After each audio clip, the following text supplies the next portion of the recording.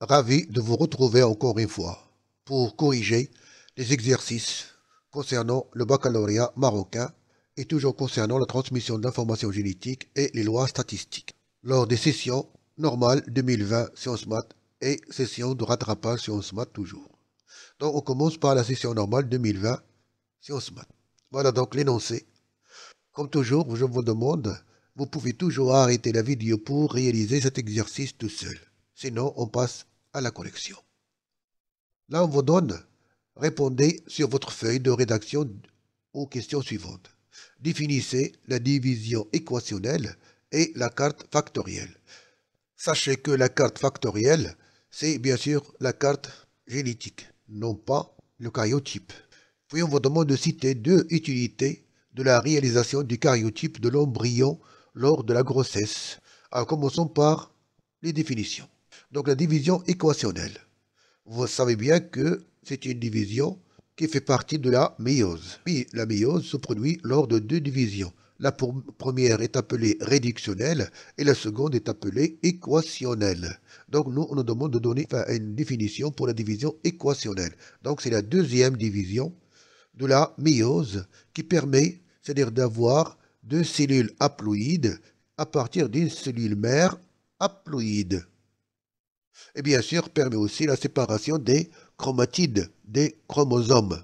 Donc, comme définition, c'est la deuxième division de la méiose qui permet la séparation de deux chromatides de chaque chromosome, ou la deuxième division de la méiose qui réduit à moitié la quantité d'ADN tout en conservant le nombre de chromosomes, ou bien sûr, la deuxième division de la méiose qui aboutit à 4 cellules filles à N chromosomes à partir de deux cellules mères, bien sûr, à N chromosomes. Alors, qu'est-ce que la carte factorielle?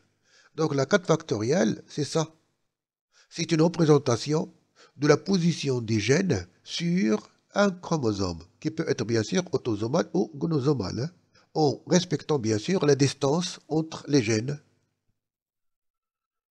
Donc, la carte factorielle est une représentation de la disposition des gènes sur un chromosome, ou c'est l'ordre dans lequel succèdent les gènes au niveau du chromosome et la distance relative entre ces gènes. Citez deux utilités de la réalisation des cariotypes, c'est-à-dire le cariotype que voici, quelle est son utilité? Bien sûr, il nous permet de, par comparaison, de savoir si ce cariotype est normal ou anormal, c'est-à-dire s'il y a des anomalies. Et bien sûr, il permet de déterminer le sexe, s'il est féminin ou masculin, ou bien sûr si l'individu est malade ou non. Donc, parmi les utilités de la réalisation des cariotypes de l'embryon, on peut citer détecter d'éventuelles anomalies chromosomiques, c'est-à-dire dues à une anomalie du nombre ou de structure des chromosomes, déterminer le sexe du fœtus, c'est-à-dire mâle ou femelle, déterminer le nombre de chromosomes, c'est-à-dire chercher s'il y a une anomalie ou non, déterminer la structure, c'est-à-dire toujours chercher s'il y a anomalie ou non. Pour chacune des données numérotées de 1 à 4, il y a une seule suggestion correcte. Recopiez sur votre feuille de rédaction les couples ci-dessous et adressez à chaque numéro la lettre qui correspond à la suggestion correcte. On commence par la deuxième loi de Mendel est celle. Alors, que dit les lois de Mendel? La première loi, uniformité des hybrides de la première génération F1.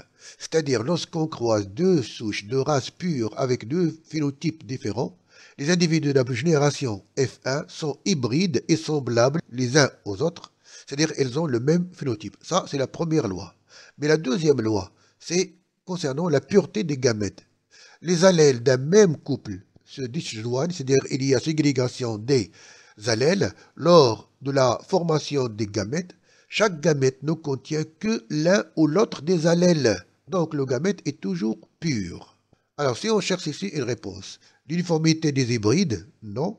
La pureté des gamètes, oui. La pureté des gamètes suite à l'association des deux allèles, non. Suite à la disjonction. Voilà, c'est ça la réponse juste. Donc c'est B. Le brassage interchromosomique lors de la méiose résulte de la séparation indépendante et aléatoire. On a ici un brassage interchromosomique lors de la méiose. Résulte de la séparation indépendante et aléatoire, bien sûr. des chromosomes homologues pendant l'anaphase 1, c'est-à-dire la première division réductionnelle, des chromosomes homologues pendant l'anaphase 2, des chromatides pendant l'anaphase 1, des chromatides pendant l'anaphase 2. Donc, le brassage interchromosomique, c'est-à-dire la séparation des chromosomes homologues. Et cela, bien sûr, pendant l'anaphase 1, donc c'est A. Chez les organismes diploïdes, pour un gène donné, un individu hétérozygote se caractérise par... Voilà l'individu hétérozygote. Donc il est caractérisé par la présence de deux allèles différents. Alors que l'homozygote, il a deux allèles qui sont identiques, soit l'allèle dominant, soit l'allèle récessif. Et ce type d'individu qui est hétérozygote, bien sûr, va donner deux types de gamètes de même proportion. Donc, si on cherche la réponse, la production de gamètes ayant tous le même génotype, non. Un phénotype déterminé par l'allèle récessif, non. Un génotype constitué de deux allèles qui occupent des loci différents, non. Ce cas, c'est un cas de dihybridisme.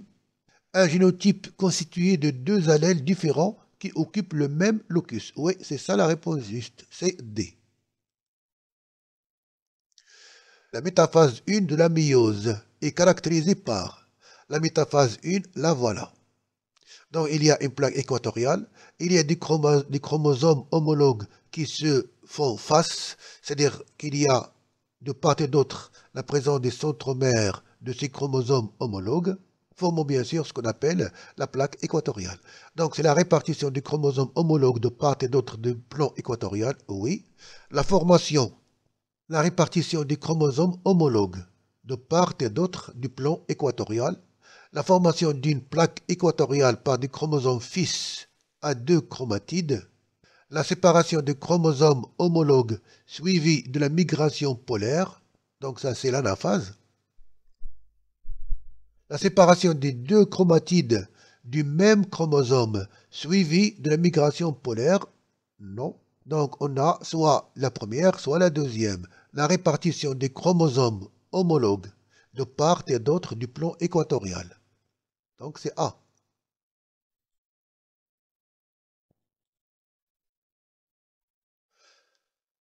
Troisièmement, recopiez sur votre feuille de production la lettre correspondante à chaque proposition parmi les propositions suivantes. Puis écrivez devant chaque lettre vrai ou faux. Donc on a ici les couples qu'on doit remplir. Petit a.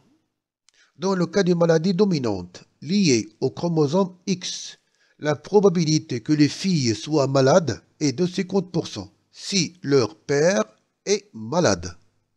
Alors remarquez ici, ce tableau présente bien sûr un échiquier de croisement entre femmes et hommes. La femme, elle est hétérozygote et l'homme peut être soit sain, soit malade. Et on a ici une maladie qui est dominante, liée au chromosome X. Pour avoir les filles malades, 50%, si le père est atteint. Alors, si le père est malade, il doit y avoir, bien sûr, maladie dominante, donc il doit y avoir XAY. X grand A, Y. Donc, toutes ces filles vont être malades, puisqu'il va leur donner X. Remarquez ici, toutes les filles seront malades. Donc, la réponse est fausse. B. Dans le cas d'une maladie récessive liée au chromosome X, tous les garçons d'une mère malade seront malades. Alors là, on a le cas d'une maladie qui est récessive et toujours liée au chromosome X. Pour que les enfants soient malades, il faut bien sûr que la mère porte cet allèle. Alors si on a une mère qui est malade, et la maladie est récessive, donc il doit être X petit a, X petit a. Et ce X petit a, bien sûr, il va être donné à ses fils. Donc tous les garçons d'une mère malade seront malades, c'est vrai. C. Dans le cas d'une maladie autosomique récessive, la probabilité pour qu'un père hétérozygote transmet l'allèle morbide, c'est-à-dire muté, à ses enfants est de 50%. Voilà ici un cas. Enfin, maladie récessive est transmise par un autosome. Qu'est-ce qu'on peut voir? Donc, un père qui est hétérozygote. Voilà un père qui est hétérozygote, grand A, petit a. La maladie, elle est récessive. Mais, lui, il va donner, bien sûr, deux types de gamètes de même proportion. Ça veut dire 50%. Donc, c'est juste. D. Dans le cas d'une maladie autosomique dominante, un père hétérozygote transmet l'allèle morbide à 100% à ses enfants. Donc, voilà donc le cas d'une maladie dominante. Le père qui est hétérozygote, voilà le père hétérozygote dans gros A, petit a, il va bien sûr donner deux types de gamètes de même proportion, 50-50. Donc, le gène ou l'allèle morbide va être transmis seulement à 50% à ses enfants, non pas 100%, donc c'est faux.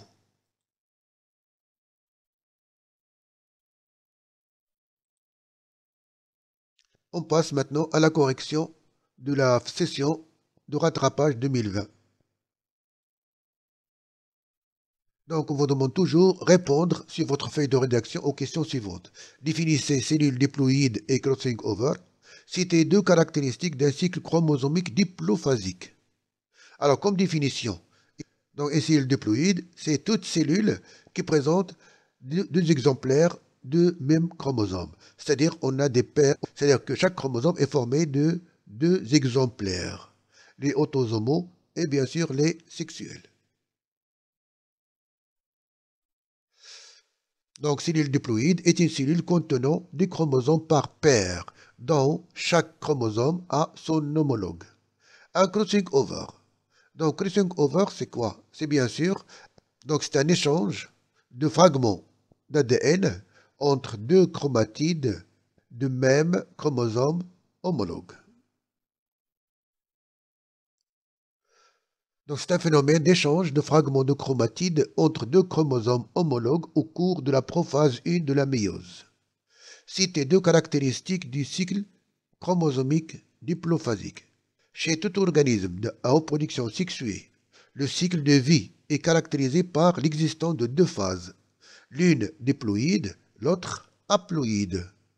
Un cycle diplophasique est un cycle de vie qui inclut des étapes haploïdes N et diploïdes alternées, et que la phase haploïde est réduite aux gamètes, comme l'homme par exemple.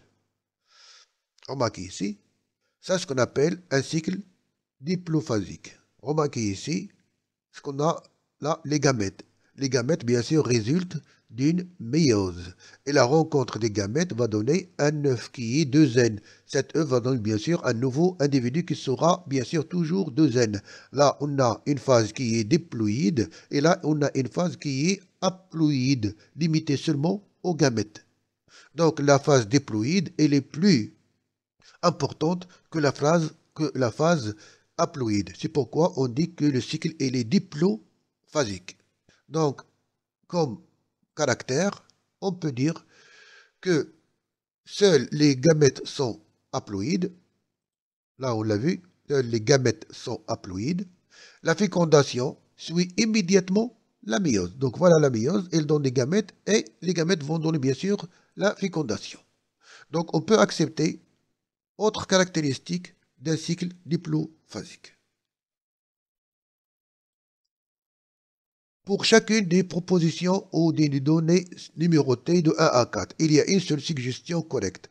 Recopiez sur votre feuille de rédaction les couples ci-dessous et adressez à chaque numéro la lettre qui correspond à la suggestion correcte.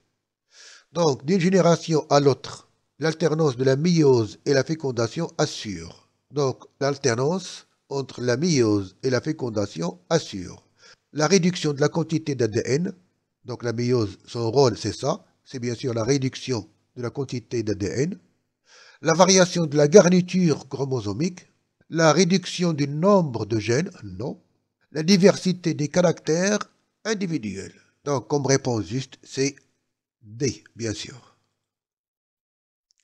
Deuxièmement, pendant la méiose, l'appariement du chromosome à deux chromatides s'effectue pendant la prophase 1, oui.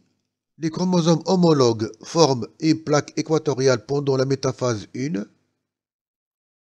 Les chiasmas aboutissent à un brassage interchromosomique. S'il y a chiasma, il n'y a pas interchromosomique, mais intrachromosomique. La séparation aléatoire des chromosomes homologues aboutit à un brassage intrachromosomique. Donc, l'une des réponses possibles, c'est bien sûr A. Lors de la méiose, c'est-à-dire pendant la méiose, l'appariement des chromosomes à deux chromatides s'effectue pendant la prophase 1. Voilà donc les chromosomes homologues vont s'apparier pendant bien sûr la prophase 1. Donc c'est A. Troisièmement, une cellule a deux N chromosomes contenant une quantité d'ADN de 2Q pendant la phase G2. Donc, une cellule contenant une quantité d'ADN de 2Q. Déjà, elle a 2Q. Donc, lorsqu'il va y avoir multiplication, on va avoir ici 4Q. Donc, pendant la phase G2, la voilà, donc il va y avoir 4Q. Hein. Donc, sera à N chromosomes ayant une chromatide en prophase 2. Non, puisque ici, on n'a pas. Sa quantité d'ADN sera de Q en prophase 1. Non. Sera à N chromosomes ayant deux chromatides en télophase 1. Oui, bien sûr, à la fin de la télophase, les chromosomes sont toujours formés de deux chromatides. Oui, c'est possible. La quantité d'ADN de ces cellules filles sera de Q en télophase 2, non. Donc, c'est C. Dans un cycle de développement haplophasique. Un cycle haplophasique. Voilà donc un cycle haplophasique. Remarquez ici, on a la fécondation, là le zygote et là bien sûr les spores. Donc remarquez ici, on a le zygote qui a deux N et là bien sûr la méiose pour donner ce qu'on appelle les spores ou les cellules qui sont haploïdes. Donc c'est contraire de ce qu'on a vu tout à l'heure. Donc la phase diploïde est limitée seulement au zygote, alors que la phase haploïde, on a ici des spores qui vont donner ce qu'on appelle des gamétophytes, qui sont des individus à N chromosomes et qui vont donner bien sûr des gamètes. Donc, dans un cycle de développement haplophasique, le gamétophyte est diploïde et donne des gamètes à N chromosomes. Le gamétophyte est haploïde et donne des gamètes à N chromosomes. Le sporophyte est diploïde et donne des gamètes à N chromosomes. Le sporophyte est haploïde et donne des gamètes à N chromosomes. Donc le gamétophyte, le voilà, est diploïde, non. Le gamétophyte haploïde, oui, donne des gamètes à N chromosomes, oui. Le sporophyte est diploïde. Le sporophyte est diploïde, oui, et donne des gamètes à N, non. Le sporophyte est haploïde et donne. Donc la réponse juste c'est B. Troisièmement, le tableau ci-dessous comporte deux groupes. Le groupe 1 représente des anomalies chromosomiques alors que le groupe 2 présente leurs caractéristiques. Recopiez sur votre feuille de rédaction les couples ci-dessous et adressez à chaque numéro du groupe la lettre du groupe 1, la lettre qui correspond du groupe 2. Voilà donc les couples qu'on doit remplir bien sûr. Donc on commence par le syndrome de Down. Syndrome de Down, nommé aussi trisomie 21. Remarquez ici, on a 3 chromosomes 21. Donc, c'est un chromosome supplémentaire. Donc, 1, c'est B. 2. Syndrome de Klinefelter. Klinefelter, voilà. On a Klinefelter, c'est bien sûr 3 chromosomes gonosomaux. X, X, Y. Donc, X, X, Y. Voilà. X, X, Y, donc c'est la présence de 44 autosomes et 3 gonosomaux, c'est 2X plus 1 Y, donc c'est D. Troisièmement, le syndrome de Turner.